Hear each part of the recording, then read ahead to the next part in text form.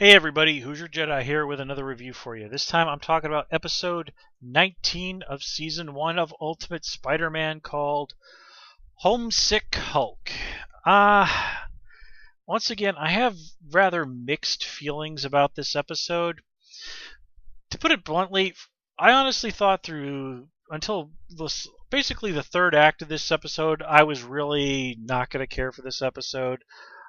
It really felt like it was just going to be a throwaway episode, and worst of all, it felt more like a sitcom than a Spider-Man story.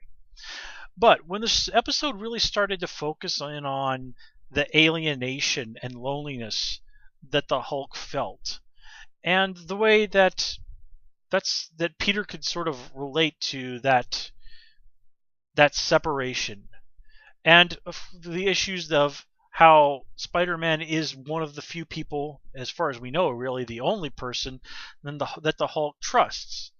That's when this episode really became a story about Peter and the Hulk's friendship.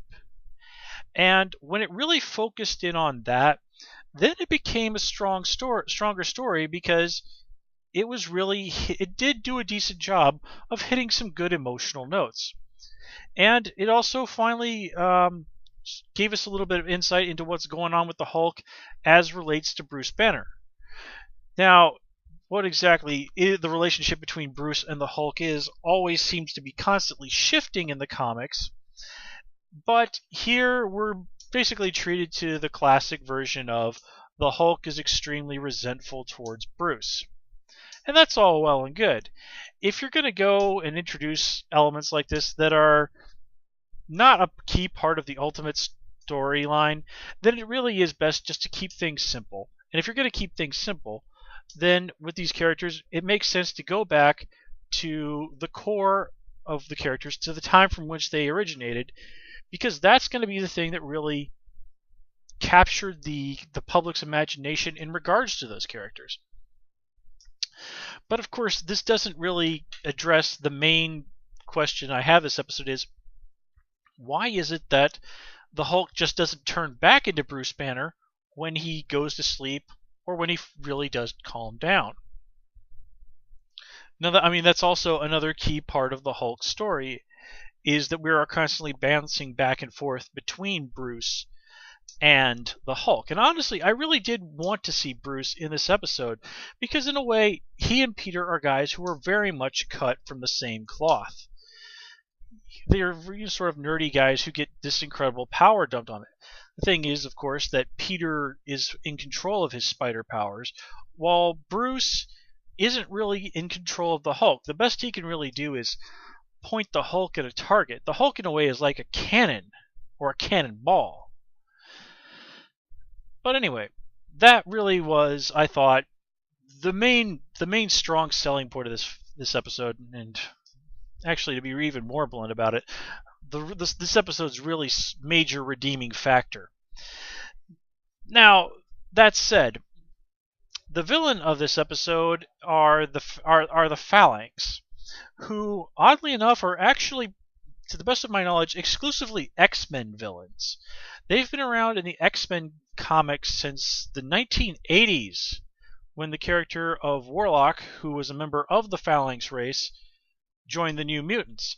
I remember they also turned up again in the 90s as basically the spark that led to the X-Men forming the Generation X mutant team, which is actually really one of my second favorite comic book of the entire 1990s. I even got a letter printed in an issue of Generation X, which is one of those little geek moments that I'm very proud of.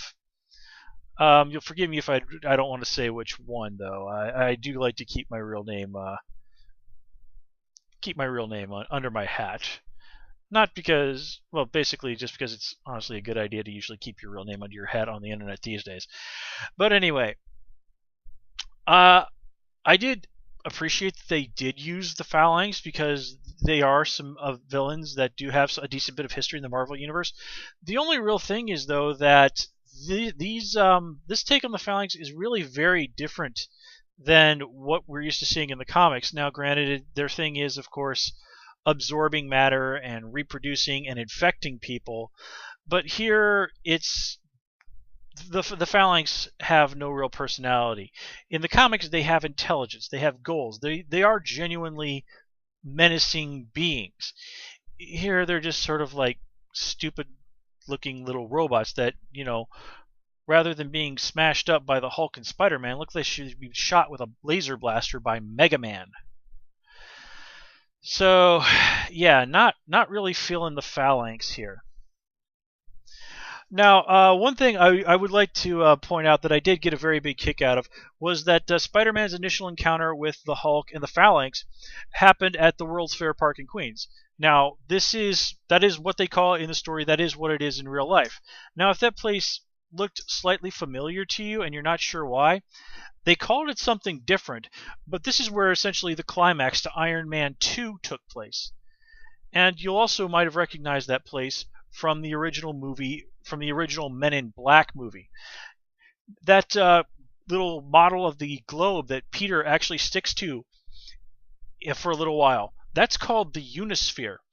And if you go to the Wikipedia page for that, look at the picture. That's a picture that I have had as the actual wallpaper on my computer for loads and loads of months. I switch my wallpapers around, but that's one that I go back to just simply because I think it's awesome and that the Unisphere looks cool as hell.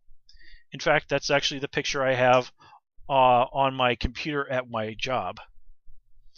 So yeah, just a little bit of New York trivia there for you. Let's see, not a whole lot beyond the Phalanx in references to other stuff in the Marvel Universe. Sorry about that. I'm going to adjust my mic one more time. Okay, there we go. The one big shout out I did notice was actually not to Marvel, but to a DC book, to the original Watchmen comics, where after Spider-Man webs up the entrance to the warehouse and says, like, okay, we're here with the Phalanx, we're trapped in here with the Phalanx, the Hulk goes, no, the Phalanx are trapped in here with us. And if you've read Watchmen or seen them, maybe was that in the movie? Can't remember if that line was in the Watchmen movie.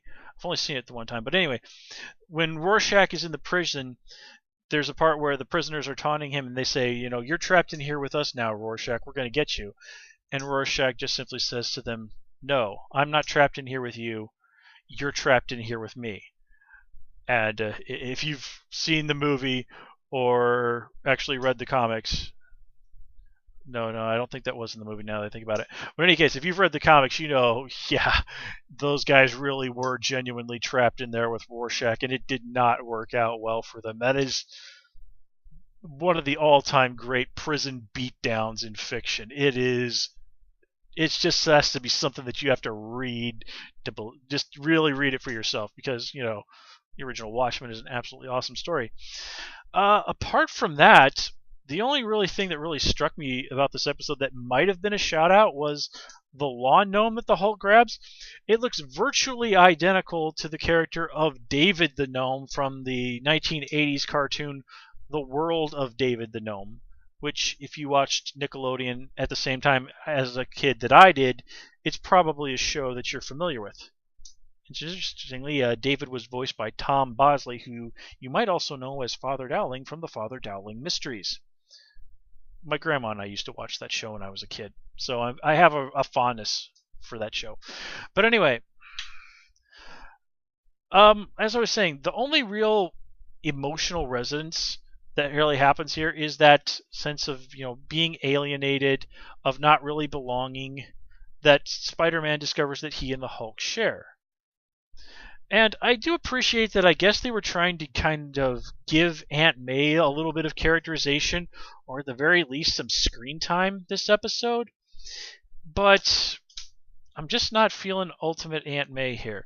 Now, Ultimate Aunt May in the comics is really cool. She's not a lady you want to mess with. She's got some real steel in her. Here, they mostly just latched on to Aunt May's vague kind of hippie-ish tendencies and just ran with that, and that's all there is to it. And honestly, I've really been very disappointed by that because honestly, Ultimate Aunt May is 10 times more interesting than regular Marvel Universe Aunt May has ever been. Well, you know what? I actually have to take that back. In more recent years, they've kind of dusted Aunt May off a little bit and made her a much more active and dynamic and more interesting character. And I do like that.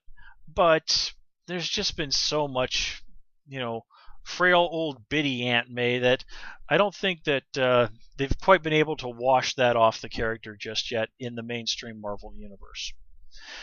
So I know this is going to be a bit of a short review, but let's wrap this up here. Overall, this is an okay episode that is really saved from being generally a bad episode by some very honest, very interesting emotional interplay between the Hulk and Spider-Man. These are two guys who are really different, but in ways do have some pretty interesting similarities. And I'm definitely very curious to see if they're going to run with the whole idea of the Hulk as a shield agent. I mean, that's really crazy, but it's one of those things that's just crazy enough to work. And honestly, if you've read enough of the Marvel comics, just about everybody in some way or another has been an agent of S.H.I.E.L.D. at one point or another. I mean, freaking Skids from the X-Men comics is actually a S.H.I.E.L.D. agent. Skids. But anyway, folks, that's really all I have to say about this episode. Hopefully we'll get something a little bit more interesting next week. Anyway, as always, please comment, rate, and subscribe. And of course, you can follow me on Twitter at HoosierJedi. Until next time, take care and have a good one.